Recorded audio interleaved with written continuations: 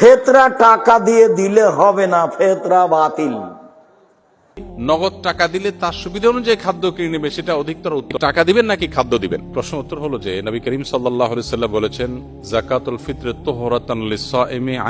উল্লেখ্য যে ফেতরা টাকা দিয়ে দিলে হবে না, ফেতরা বাতিল। সারা দুনিয়ার মানুষ যদি টাকা দিয়ে ফেতরা দেয়, সারা দুনিয়ার মানুষই পাপী। এমন কোন মায়ের বেটা মাটির উপরে জন্ম নেয়নি যে এই কথাকে, যেটা বললাম, এটাকে উল্টে ধরতে পারে। এরকম কোন পথঘাট পৃথিবীতে নেই। আমি আপনার ঘরের ছেলে, কথাই ঠিক। 2026 সালে বাংলাদেশে জনপ্রতি সর্বনিম্ন ও সর্বোচ্চ ফিতরা কত টাকা? পরিবারের ছোট শিশু ও নবজাতকের জন্য কি ফিতরা দিতে হবে কিনা? আপনি কি টাকা দিবেন নাকি খাদ্য দিবেন? প্রশ্ন উত্তর হলো যে নবী করিম সাল্লাল্লাহু আলাইহি সাল্লাম বলেছেন, যাকাতুল ফিত্র তুহরাতান লিস-সাইমি আনিল লাগবি ওয়ার রাফাস ওয়া তু'মাতাল লিল মাসাকিন। অর্থাৎ ফিতরা হলো রোজাদারের রোজাকে রিফাইন করার জন্য। রোজাদার রোজা রেখে ভুল কিছু বলে ফেলে, অহেতুক কোনো কথা বলে ফেলে, কোনো কাজ করে থাকে যেটার ফলে রোজার গুণগত মান ক্ষুণ্ণ হয়, এ সকল ত্রুটি বিচ্ছুতি থেকে রোজাকে পরিচ্ছন্ন এবং পবিত্র করবার জন্য ইসলাম ফিতরার বিধান দিয়েছে। এজন্য রমজান মাসের শেষে আমরা যে ফিতরা দিয়ে থাকি, সাদকা ফিতর দিয়ে থাকি, এটা মূলত আমাদের পুরো মাসের রোজাটাকে পরিচ্ছন্ন করার জন্য, এটাকে অন্য সব ভুল ত্রুটি থেকে পবিত্র করে আল্লাহর কাছে গ্রহণযোগ্যতার উপযুক্ত করা, এটাই হলো এই ফিতরার অন্যতম উদ্দেশ্য। ফিতরার আরেকটা উদ্দেশ্য নবী সাল্লাল্লাহু আলাইহি ওয়াসাল্লাম বলেছেন, সেটা হলো তু'মাতাল লিল মাসাকিন, মিসকিনদের খাদ্য দান কর্মসূচি। পৃথিবীর ইতিহাসে এটাই সম্ভবত সর্বপ্রথম ব্যাপক এবং সমাজের সর্বস্তরের মানুষের জন্য, দুস্থ মানুষের জন্য খাদ্যদান কর্মসূচি। আজকের পৃথিবীতে বহু খাদ্যদান কর্মসূচি, কর্ম বিনিময় খাদ্য, নানান প্রজেক্টের কথা আমরা জানি, কিন্তু ১৫০০ বছর আগে আল্লাহ নির্দেশে নবী করিম সাল্লাল্লাহু আলাইহি সাল্লাম রমজানের শেষে সকল রোজাদারদেরকে, সচ্ছল রোজাদারদেরকে যে ফিতরা দেওয়ার নির্দেশ করেছেন, এটার উদ্দেশ্যই হলো যে ঈদের একটি দিন অন্তত সকল অসহায়, দুস্থ, গরিব, অভাবী মানুষের বাসায় খাবারের ব্যবস্থা যেন থাকে। আজও পর্যন্ত পৃথিবীতে যত খাদ্যদান কর্মসূচি আছে, এর কোনটিকে আল্লাহর দেওয়া ইসলামের এই ফিতরা ব্যবস্থাপনার সাথে কোনোভাবে তুলনা আপনি করতে পারবেন না। এক যুগে গোটা বিশ্বের এত অভাবী মানুষের খাবার অন্য কোন ইস্যুকে কেন্দ্র করে পৃথিবীর কেউ আজও পর্যন্ত দিতে পারেনি, যেটা রমজানকে ঘিরে ফিতরা কেন্দ্রিক খাদ্যদান কর্মসূচি মুসলমানরা গোটা বিশ্বব্যাপী করে থাকে।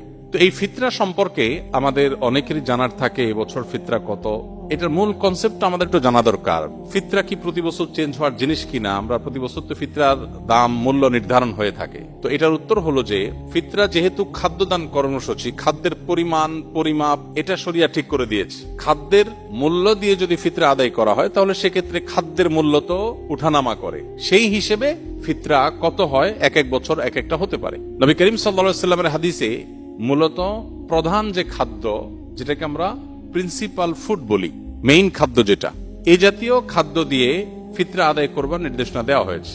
যেমন গম, আটা, জব, খেজুর, কিশমিশ, এই সমস্ত খাবার দিয়ে মূলত ফিতরা দেওয়া নির্দেশনা নবী সাল্লাল্লাহু আলাইহি ওয়াসাল্লাম দিয়েছেন। এখন এই খাবার কি পরিমাণ দিতে হবে?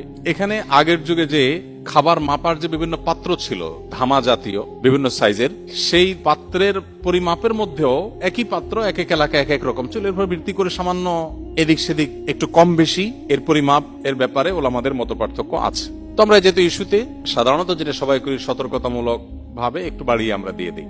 তো এই হলো ফিতরা ব্যবস্থাপনার মূল চিত্র। পরে এক সময় ফুকায়ে কেরাম অনেকে গবেষণা করলেন যে নবী করিম সাল্লাল্লাহু আলাইহি ওয়াসাল্লামের সময়কার পৃথিবীতে সাধারণত পণ্যের বিনিময়ে পণ্যের কেনা বেচা হতো, মুদ্রার বিনিময়ে পণ্যের কেনা বেচা খুবই কম হতো। এখন যেমন পণ্যের বিনিময়ে পণ্য, মানে কেউ চাল দিল, চাল দিয়ে সবজি নিল, এটা যেরকম খুব রেয়ার কেস, সে যুগে মুদ্রা দিয়ে কেনা বেচাটা খুব কম হতো। অর্থাৎ মুদ্রার ইম্পর্টেন্সি বা এটার ব্যবহার এখন যেরকম গোটা পৃথিবীতে ব্যাপকভাবে এটার উপরে গোটা পৃথিবী দাঁড়িয়ে আছে অনেকটা, তখন সেটা এভাবে ছিল না। এখন গরিবের জন্য খাদ্য দেওয়ার চাইতে নগদ টাকা দিলে তার সুবিধা অনুযায়ী খাদ্য কিনে নেবে, সেটা অধিকতর উত্তম কিনা, এটা হলো প্রশ্নের ব্যাপার। অনেক হলো আমাদের মতে এটা যেহেতু গরিবের জন্য বেশি উপযোগী, তার সুবিধা মতো কিনতে পারে, এই জন্য ফিতরা মূলত খাদ্য দান ব্যবস্থাপনাই, তো টাকা দিয়ে দিলে তার মতো সুবিধা করে সে কিনতে পারলো। এখানে একটা বিষয় বলে রাখি, আমাদের মতো দেশে অবশ্য বহু মানুষ আছে অভাবী, যাদেরকে ফিতরা দেয়া যেতে পারে, এরকম অভাবী গরিব মানুষ আছে, কিন্তু পৃথিবীতে অনেক দেশ আছে যেখানে আসলে এরকম সারা দেশের মানুষের খাদ্য দেওয়ার মতো ওরকম উপযুক্ত মানুষও খুঁজে পাওয়া যায় না খুব বেশি। যেমন সৌদি আরবে আমি দেখেছি গরিব মানুষরা ফিতরার চাউল তারা খাবার দিয়েই দেন। সৌদি আরব উলামা একরাম টাকা দিয়ে দেওয়া এর প্রবক্তা নন, তারা খাদ্য দিয়েই দেন, সাধারণত চাল দিয়ে দেন। তো এখন একজনের পক্ষ থেকে তারা 2 কেজি 2.5 কেজি চাল দিয়ে দেন। ফ্যামিলি কয়েকজন হলে ওইভাবে তারা বস্তা করে বিক্রি করেন। দোকানগুলোতে সব ফিতরা উপলক্ষে, রমজান উপলক্ষে ফিতরার চাল বিক্রি হয় বিভিন্ন প্যাকেজে, 5 কেজি 10 কেজির বস্তা। আমি দেখেছি যে সেখানে গরিবরা অনেকেই চালের স্তূপ হয়ে যায়, কারণ গরিব তো খুব কম, ফিতরা তো সবাই দিচ্ছে আর সবাই তো চালই দিচ্ছে। তো এমনও দেখা গেছে যে গরিব মহিলা উনি পিক আপে করে মসজিদের সামনে আসছেন চাল কালেকশন করার জন্য, এবং এটা কমন চিত্র সৌদিতে। সবাই যে পরিমাণ চাল দিচ্ছে, উনি ওই পিক আপ রেখে দিচ্ছে সামনে, রেখে বসে আছে, সবাই চাল এনে এনে ফেলে দিচ্ছে, পিক আপ স্তূপ হয়ে গেছে। পরে এই চালটা কি হয়, বাংলাদেশি ইন্ডিয়ান যারা সেখানে শ্রমিক বা প্রবাসী আছেন, অনেক সময় দেখা যায় যে চাল দাতা কিনেছেন 30 রিয়াল দিয়া, ওইটা মহিলা বিক্রি করতেছে 15 রিয়ালে। প্রবাসী বাংলাদেশি বা অন্য যারা আছে তারা সেটা কমে কিনে নেয়। তো এটাতে দিন শেষে আসলে ওই যে গরিব যে তার ক্ষতি হলো, অর্থাৎ লসটা মূলত তার হলো। এটা একটা বাস্তবতা। এর প্রেক্ষিতে ওলামায়ে আহনাফ, অনেক ওলামায়ে ইকরাম বলেন যে ফিতরা যদি টাকা দিয়ে, পয়সা দিয়ে দিলে গরিবের আরো বেশি উপকার হয়, তাহলে সেক্ষেত্রে এটা দিয়েও দেওয়া যাবে, কিন্তু মূল লাইনটা হবে ওই খাদ্যকে কেন্দ্র করে। কথাটা বোঝা গেছে? তো সেই হিসেবে এই বছর সম্ভবত 110 টাকা সর্বনিম্ন, কারণ ওই যে ফিতরা তো কিশমিশ দিয়ে দেওয়া যায়, গম দিয়ে দেওয়া যায়, খেজুর দিয়ে দেওয়া যায়, অতএব ভ্যারি করে। যখন আপনি সবচেয়ে ভালোটা দিয়ে দিবেন, পরিমাণও কম বেশ আছে, এক একটা এক পরিমাণ, তো সবচেয়ে ভালোটাতে যখন দিবেন তখন দাম অনেক বেশি হবে। এই জন্য সর্বোচ্চ ফিতরা এবার ধার্য হয়েছে সম্ভবত 2800 টাকা, আর সর্বনিম্ন 110 টাকা। তো এই যে টাকা, আপনি কি টাকা দিবেন নাকি খাদ্য দিবেন?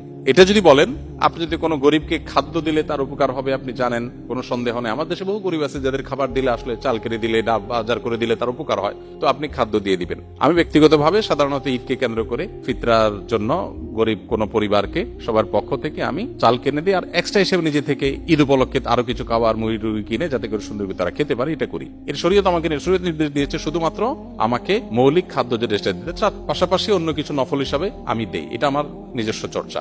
বাট এটা নিয়ে যে পরিমাণ আমাদের মধ্যে আপনার বিতর্ক, বর্ষা এবং অনেক বেশি এটা নিয়ে আমাদের দেখা যায় পাল্টাপাল্টি বক্তব্য, এটা অনভিপ্রেত। ওলামাদের এই সমস্ত ইজতিহাদি বিষয়গুলোতে, গবেষণাগত বিষয়গুলোতে একেবারে আপনার জাবর কেটে কোনোটাকে সঠিক কোনোটাকে রং বলে আমরা সাধারণ মানুষ অন্তত সোশ্যাল মিডিয়াতে এটা নিয়ে পাল্টাপাল্টি করা কোন অবস্থাতে উচিত না বা গ্রহণযোগ্য না। আর ফিতরা দেওয়ার ক্ষেত্রে বাচ্চাদের পক্ষ থেকে ফিতরা দিতে হয়। ফিতরা পরিবারের কর্তা যিনি, তার পরিবারের সকল সদস্য যারা তার অধীনস্থ আছেন সবার তরফ থেকে তিনি ফিতরা দিবেন। এমনকি যে বাচ্চা ঈদের আগের দিন জন্মগ্রহণ করেছে, ঈদের দিন জন্মগ্রহণ করেছে, তার জন্য ফিতরা প্রযোজ্য হবে। যদি সে জন্মগ্রহণ করে থাকে ঈদের নামাজের আগে, তো তার জন্য ফিতরা প্রযোজ্য হবে, তার পক্ষ থেকেও ফিতরা দিবেন। আর যদি তারপরে জন্ম হয় তাহলে তার জন্য ফিতরা নেই। মোদ্দা কথা, সকল পরিবারের সকল সদস্যদের তরফ থেকে ফিতরা হবে, তবে কেউ যদি মারা গিয়ে থাকে তাহলে তার তরফ থেকে ফিতরা প্রযোজ্য হবে না।